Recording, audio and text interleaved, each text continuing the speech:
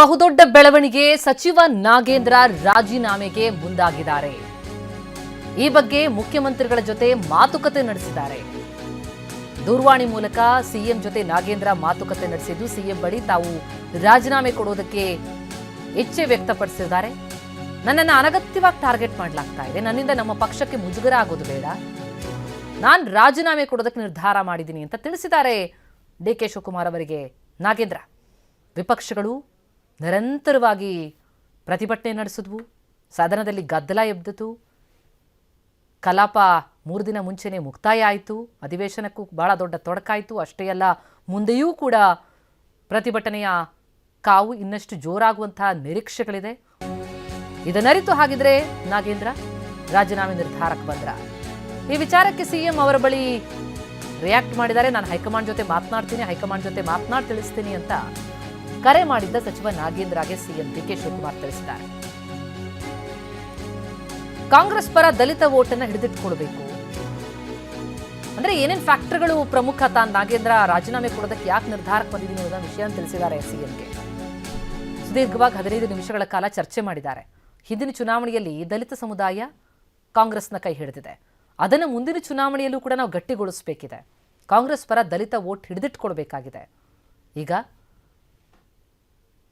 ತಾನು ರಾಜೀನಾಮೆ ಕೊಡೋದ್ರಿಂದ ಸರ್ಕಾರದ ಆಗಿರುವಂತಹ ಮುಜುಗರ ತಪ್ಪುತ್ತೆ, ಜೊತೆಗೆ ಸಮುದಾಯ ಪಕ್ಷದ ಜೊತೆಗೆ ಇರಬೇಕು ಅನ್ನುವಂಥ ಕಾರಣಕ್ಕಾಗಿ ತಾನು ರಾಜೀನಾಮೆಯಂತಹ ನಿರ್ಧಾರಕ್ಕೆ ಬಂದಿರೋದಾಗಿ ನಾಗೇಂದ್ರ ತಿಳಿಸಿದ್ದಾರೆ ಎನ್ನುವಂಥ ಮಾಹಿತಿ.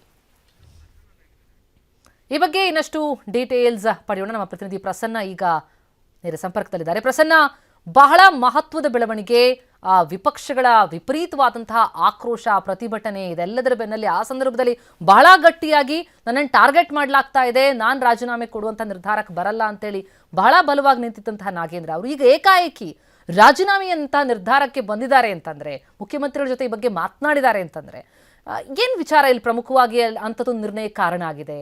ದಲಿತ ಸಮುದಾಯ ಕಾಂಗ್ರೆಸ್ನ ಕೈ ಬಿಟ್ಟು ಹೋಗಬಾರ್ದು ಅನ್ನುವಂಥದ್ದೇ ಇಲ್ಲಿನ ಫ್ಯಾಕ್ಟರ? ಏನು ಫ್ಯಾಕ್ಟರ್ಗಳು ಇಲ್ಲಿ ವ್ಯಕ್ತ ಆಗ್ತಾ ಇದೆ? ಪ್ರತಿಮಾ, ಇದನ್ನ ಕೇವಲ ಒಂದು ಕೋನದಿಂದ ಮಾತ್ರ ನೋಡೋದಕ್ಕೆ ಸಾಧ್ಯವಿಲ್ಲ. ಯಾಕೆಂದ್ರೆ ನಾಗೇಂದ್ರ ಅವರ ರಾಜೀನಾಮೆಯ ವಿಚಾರ ಅನ್ನುವಂಥದ್ದು ಪಕ್ಷದ ಒಳಗೂ ಕೂಡ ಕೆಲವೊಂದಿಷ್ಟು ವಿವಾದಗಳನ್ನ, ಒಂದಷ್ಟು ಚರ್ಚೆಗಳನ್ನ ಹುಟ್ಟು ಹಾಕಿತ್ತು. ನಾಗೇಂದ್ರ ಅವ್ರನ್ನ ಸಚಿವ ಸಂಪುಟಕ್ಕೆ ಸೇರಿಸಿಕೊಳ್ಳುವಂತ ಅನಿವಾರ್ಯತೆ ಏನು ಅನ್ನುವಂತ ಒಂದಷ್ಟು ಪ್ರಶ್ನೆಗಳನ್ನ ಹಿರಿಯ ನಾಯಕರೇ ಎತ್ತುತ್ತಾ ಇದ್ರು. ಹಿರಿಯ ನಾಯಕರಿಗೆ, ಹಿರಿಯ ಶಾಸಕರಿಗೆ ಅಸಮಾಧಾನಗಳಿದಾವೆ. ಈಗಿರುವಂತಹ ಕ್ಯಾಬಿನೆಟ್ನ ಬಗ್ಗೆ ಪೂರ್ಣ ಪ್ರಮಾಣದ ವಿಶ್ವಾಸಗಳಿಲ್ಲ. ಮತ್ತು ನಾಗೇಂದ್ರ ಅವರಂತವ್ರನ್ನ ತೆಗೆದುಕೊಂಡು ಅವರ ಮೇಲೆ ಆಪಾದನೆ ಇದೆ, ಚಾರ್ಜ್ ಶೀಟ್ ನಲ್ಲಿ ಅವರ ಹೆಸರು ಉಲ್ಲೇಖ ಆಗಿದೆ. ಇಡಿ ಮತ್ತು ಸಿಬಿಐನ ಕೊಳಕ್ಕೆ ಯಾವಾಗ ಬೇಕಾದರೂ ಅವರು ಬೀಳಬಹುದು ಅನ್ನುವಂಥ ರೀತಿಯ ಪರಿಸ್ಥಿತಿಗಳಿದ್ದಾವೆ. ಅಂಥವ್ರನ್ನ ನೀವು ಕ್ಯಾಬಿನೆಟ್ಗೆ ಸೇರಿಸಿಕೊಂಡು ಅದನ್ನ 2 ವಾರಗಳ ಸದನದಲ್ಲೂ ಕೂಡ ಸಮರ್ಥನೆ ಮಾಡಿಕೊಳ್ಳುವಂಥ ಅವಶ್ಯಕತೆ ಏನಿದೆ ಅನ್ನುವಂತಹ ಪ್ರಶ್ನೆಯನ್ನ ಹಲವಾರು ಮಂದಿ ಹಿರಿಯ ಕಾಂಗ್ರೆಸ್ ಶಾಸಕರೇ ಪಕ್ಷದ ಆಂತರಿಕ ಚರ್ಚೆಯ ವೇಳೆಯೂ ಕೂಡ ಇದನ್ನ ದೊಡ್ಡ ಮಟ್ಟಿಗೆ ಎತ್ತಿದ್ದಾರೆ. ಇದು ಕೂಡ ಒಂದು ಕಾರಣ ಆಗಿರಬಹುದು ಅಂತ ಅನ್ಸುತ್ತೆ. ಒಂದು ಹೊರಗಿನ ಫ್ಯಾಕ್ಟರ್ ಆಗಿ ಇದೀಗ ಬಿಜೆಪಿಯ ಪ್ರತಿಭಟನೆಗಳು ಜೋರಾಗಿ ನಡೆದಿತ್ತು. ಕಳೆದ 1 ವಾರದಿಂದ ನಡೆದಂತಹ ಸದನದ ಪ್ರತಿ ಹಂತದಲ್ಲೂ ಕೂಡ ಬಿಜೆಪಿಯ ನಾಯಕರು ನಾಗೇಂದ್ರ ಅವರ ರಾಜೀನಾಮೆಯನ್ನ ತೆಗೆದುಕೊಳ್ಳಲೇಬೇಕು ಅನ್ನುವಂತ ಬಿಗಿಪಟ್ಟನ್ನು ಹಿಡಿದಿದ್ರು. ಒಂದು ಹಂತಕ್ಕೆ ದಲಿತ ಕಾರ್ಡ್ ಅನ್ನ ಪ್ಲೇ ಮಾಡಿದ್ರು ಕೂಡ ನಾಗೇಂದ್ರ ಅವರು ತಾನು ಎಸ್ಟಿ ಸಮುದಾಯಕ್ಕೆ ಸೇರಿದವನು, ಈ ಕಾರಣಕ್ಕೋಸ್ಕರ ಬಿಜೆಪಿ ತನ್ನನ್ನ ಟಾರ್ಗೆಟ್ ಮಾಡ್ತಿದೆ ಅನ್ನುವಂತ ಅಂಶವನ್ನ ಪದೇ ಪದೇ ಹೇಳಿದ್ರು ಕೂಡ ಎಲ್ಲೋ ಒಂದ್ ಕಡೆ ಇಡೀ ಸಮುದಾಯ ನಾಗೇಂದ್ರ ಅವರ ಕಾರಣಕ್ಕೋಸ್ಕರ ಕಾಂಗ್ರೆಸ್ನಿಂದ ಕೈ ತಪ್ಪಿ ಹೋಗಬಹುದು ಅನ್ನುವಂತ ಆತಂಕವು ಕೂಡ ಸಹಜವಾಗಿ ಕಾಂಗ್ರೆಸ್ನ ನಾಯಕರನ್ನ ಕಾಡ್ತಾ ಇದೆ.